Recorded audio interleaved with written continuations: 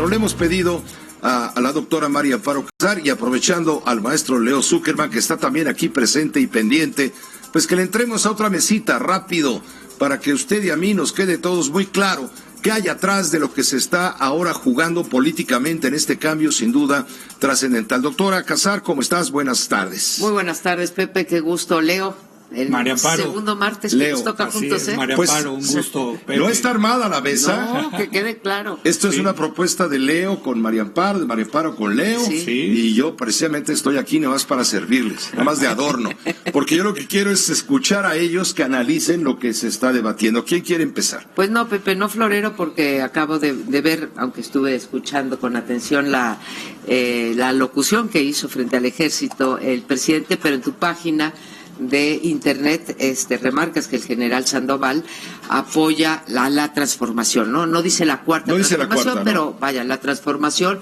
Y voy a empezar entonces con una nota optimista. Me parece muy bien, sí, que en el ejército haya, corra con el ejecutivo en lo que tiene que correr. Si es una institución del Estado, al secretario de la Defensa lo nombra, y entonces, bueno, que no haya una pelea entre el Ejecutivo y el Ejército es una buena noticia.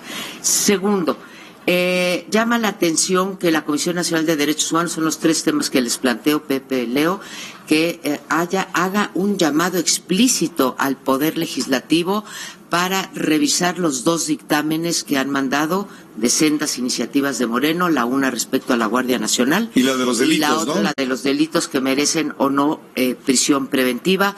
No voy a repetir los argumentos, se unen al coro nacional e internacional, a las mejores prácticas, y se llama a los legisladores a recapacitar, a no aprobar una iniciativa de ley en el caso de la Guardia Nacional, que es lo que estamos discutiendo, en donde sí hablan ellos de la permanencia de la militarización en México. Yo pongo mi punto de vista, creo que no se puede sacar al ejército en este momento de las calles. Pero lo que más me llama la atención, y verán que el día de mañana hago un comercial, hablo de esto en el Excelsior, es el realce que le ha dado este gobierno. Yo nunca lo había visto al poder, a la Secretaría de la Defensa Nacional, a las Fuerzas Armadas en general, pero en particular a la Sedena, y que creo que son datos objetivos, aquí no hay interpretación. Se les da el aeropuerto de Santa Lucía, se les da la Guardia Nacional, se les convierte en desarrolladores inmobiliarios, se les premia con el presupuesto, 13% de aumento en el presupuesto, cuando todos sabemos que estamos en un momento de austeridad republicana. La gran mayoría de las secretarías ve una reducción sensible y Sedena no la ve. Así que hay muchos signos que te dicen, y yo me pregunto, me fui un poco a la historia y me di cuenta cuando Ávila Camacho propone que salga el sector militar. De hecho se consigue hasta el final del sexenio de Ávila Camacho, todavía es diciembre es noviembre del 46. Sí, porque tomó primero de diciembre. Sí, primero de diciembre. Y lo que él dice es que meter a los militares a la política siempre trae más costos que tener a los militares fuera de la política. Y pues finalmente lo que tú decías, la aritmética, en el Senado pues les faltan 9 votos, tienen 76 votos, si cuento desde luego al PT, al Verde, al Partido Encuentro Social y a Moreno, o sea que tienen 59% el Senado. El PRI tiene 14, no sabemos cómo se vaya a comportar. En el Cámara de Diputados pues votó a favor de la Guardia Nacional, y en Cámara de Diputados pues con la novedad de que hoy se nos fueron algunos 9 diputados del PRD, ya se pasaron a la bancada morenista, y por lo tanto tiene el 67%. Entonces pues aquí está en el Senado, pero recordemos que aún aprobándose en el Senado tiene que regresar a Cámara de Diputados porque fue modificado. Si le hacen cambio, la Cámara de Origen tendrá que, entonces, en este esos caso tres diputados, temas, tendrá que revisarlo y en su caso discutirlo y aprobarlo. Leo. Pues mira, yo retomo uno de los puntos de María Amparo que tienen que ver con el tema de la militarización.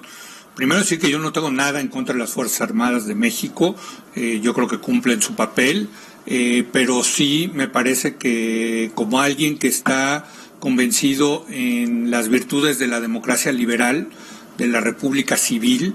Me parece que es un error meter a los militares, involucrar tanto a los militares en actividades que deberían de estar reservadas para los civiles. Mencionaba María Amparo el tema de que se van a quedar con la seguridad pública, con la Guardia Nacional. Está el tema del aeropuerto, donde no solamente lo van a construir, lo van a administrar y se van a quedar con el dinero del aeropuerto de Santa Lucía. El tema de los terrenos en Santa Fe, que van a desarrollar para venderlos como bienes raíces. Y bueno, también ahora están a cargo de la distribución de todos los combustibles, de Pemex, de las pipas, etcétera. Es decir, cada vez tienen una mayor participación. Y yo creo que en un país, otra vez en una democracia liberal, en una república, los militares tienen que estar para su papel de alguna manera salvaguardar la soberanía nacional. No pueden estar haciendo papeles que le corresponden a los civiles, porque si ya abres esa puerta es una pendiente resbaladiza donde al rato pues vas a tener tú que contratar a comentaristas militares, porque también va a haber comentaristas militares y conductores militares y todo va a ser militarizado. Eso no puede ser, Pepe, y yo creo que ni al ejército ni a la sociedad le conviene una militarización de este tipo. Ahora, entiendo que hay una emergencia nacional. Y sí es cierto que hay temporalmente tienen que seguir el ejército y la marina en las calles. Lo que a mí me parece terrible es ponerlo esto en la Constitución. Hombre, poner en la Constitución de que ahora la seguridad pública va a estar a cargo de los militares. La Constitución es nuestra ley fundamental. Yo le pregunto a los senadores, diputados de Morena y de los que están apoyando a López Obrador, si no fuera López Obrador el presidente de México, ¿le estarían dando a otro presidente esta reforma constitucional? Pues no. O sea, lo que ellos tienen que pensar es en un horizonte que no va nada más en el sexenio López Obrador. Esto se va a quedar en la Constitución y se va a hacer permanente, Pepe. Yo creo que más bien hay que reconocer la temporalidad de la emergencia, quizás darle una ley secundaria al artículo 29 constitucional con un que habla periodo específico. O con un periodo específico, que eso es lo que está pidiendo la oposición. Me parece que muy acertadamente, no lo hagamos permanente, lo de la intervención de los militares en la seguridad pública. Eso es lo que a muchos, me incluyo, nos tiene molestos. El argumento del presidente de la República, y hoy lo reiteró en su conferencia mañanera, es que el Ejecutivo no puede admitir lo que él llama la simulación. Y preguntó, ¿desde cuándo se tiene la Policía Federal? Sí. Miren el resultado, son los tiempos de Vicente Fox. Miren el resultado, no ha funcionado. Desde que se creó y muchos problemas de corrupción, ha habido muchos problemas de corrupción, compras de equipos, suministro de alimentos, desgraciadamente. Ahora el actual gobierno lo está heredando. Dice, ya no queremos eso, ya no podemos seguir con la simulación de siempre. ¿Pero se refiere a la Policía Federal? Sí. A la Policía Federal. Sí, bueno, para empezar, yo quiero decir que hay un modus operandi de este gobierno donde dice, todo está mal. Entonces, como todo está mal, hay que destruirlo. Las estancias infantiles tenían problemas, entonces ciérrese las estancias infantiles. El aeropuerto de Texcoco tenía terribles problemas, cancélese el aeropuerto de Texcoco. La Policía Federal tenía terribles problemas, suspéndase y cancélase la Policía Federal. No se puede hacer eso, Pepe. Yo estoy de acuerdo que tenía la Policía Federal ciertos problemas, pero también quiero decirte que no tengo la menor duda que era la mejor policía que había en México, que existe, porque todavía existe en México. Su unidad antisecuestros funciona, la unidad cibernética funciona. Decir que toda la Policía Federal es una basofia no es correcto. Tan es así que muchos policías federales los van a tomar en la Guardia Nacional, hombre. Entonces, a mí me parece que este modus operandi de este gobierno, decir todo lo de atrás es una basura, entonces destruyámoslo, creo que es un error. Yo voy a regresar a los usos y costumbres de la política mexicana, apoyando el punto que hace Leo, de que cada presidente viene y quiere reinventar la nación. Creo que habíamos avanzado poniendo ahí sí en la Constitución ciertos contrapesos, ciertos candados que estuvieron bien puestos, no todos, pero algunos candados, precisamente para evitar que cada presidente llegara y reinventara al país. Y entonces así surgieron buena parte de los órganos autónomos, que se te olvidó mencionarlo, pero lo has escrito en tus artículos. Sí. Nadie duda en este país que los órganos autónomos tienen problemas, que se les ha inflado el presupuesto, que han sido muchas veces capturados por partidos políticos a través de los nombramientos, pero la solución no es desaparecerlos, la solución es corregirlos, como dice Leo. En el caso de la policía, desde el día 1, recuerden ustedes el discurso de toma de posesión en el Congreso, en donde denosta a la policía y ensalza al ejército, y no habla de falta de profesionalización de la policía, que vaya y pase, habla de falta de profesionalismo, que son dos cosas muy diferentes. Una cosa es que a nuestra policía se le tiene que aumentar el presupuesto, sobre todo en capacitación, y sobre todo tener un diseño de capacitación para ir fortaleciendo, y entonces sí hacer realidad lo que está pidiendo Leo, que en 4 años, 5 años, 6, los que lleve, tienes ya una corporación policíaca, como debe de ser, como la de otros países, que pueda tomar ayer nos esto. decía el gobernador del estado de Tamaulipas, necesitamos a la Guardia Nacional para apoyar a los gobiernos federales con respeto al pacto federal, pero por supuesto, con fortalecimiento de las policías estatales y de las policías municipales. Mismo que no fue invitado, como él mismo lo dijo anoche, ni siquiera fue invitado a esta famosa mesa en Gobernación, en donde se dice que los gobernadores apoyaban a la Guardia Nacional, y por supuesto que la tienen que apoyar, porque no quieren y no pueden hacerse cargo de la inseguridad en sus estados, en parte porque el fenómeno los ha rebasado, y en parte porque ha habido también mucha negligencia y mucha corrupción. Pero el otro uso y costumbre, aparte de reinventar el país cada que llega un presidente, es que cambiamos la Constitución. Lo dice claramente Luis Raúl Pérez González, que creo que ha hecho un espléndido papel.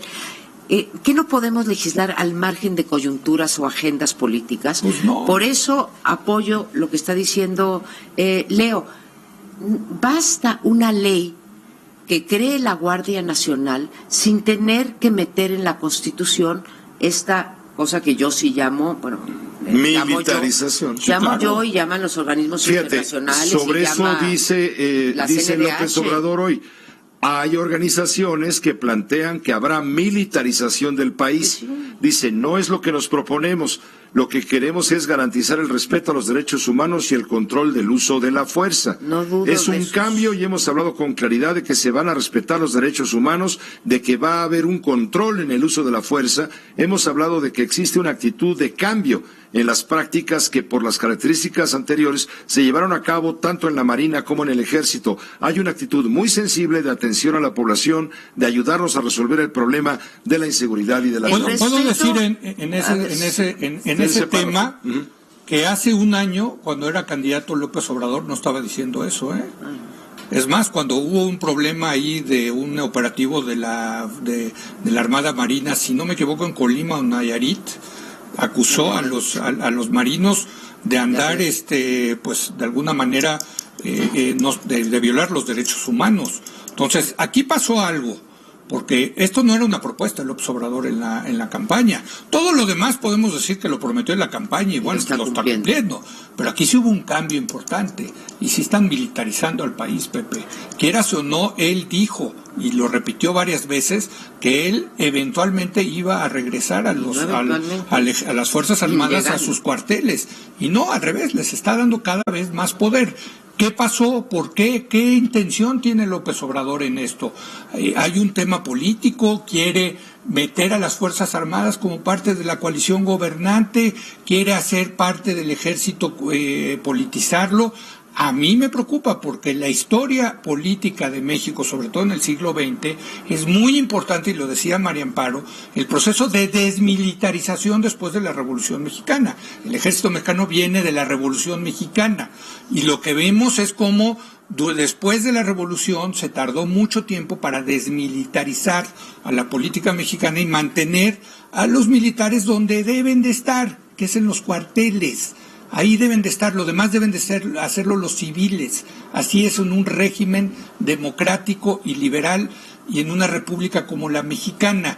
Yo no había visto, no sé tú, María Amparo, pero no me ha tocado ver en mi vida un presidente que le dé tanto poder a los militares como se los está dando Andrés Manuel López Obrador. ¿En qué puede terminar esto? ¿En dónde puede terminar esto?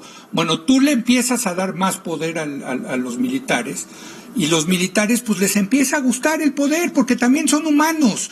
No, los militares no vienen de otro mundo, son humanos. Y tú a un humano le empiezas a dar poder y le empieza a gustar los poderes.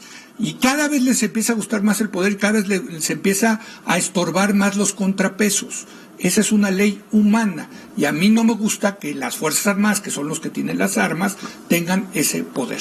Me parece que en ese sentido está errando el presidente a darles tanto poder a los militares. Y ahí concluimos, ¿no? Concluimos, y pediría un par de cosas, ¿sí?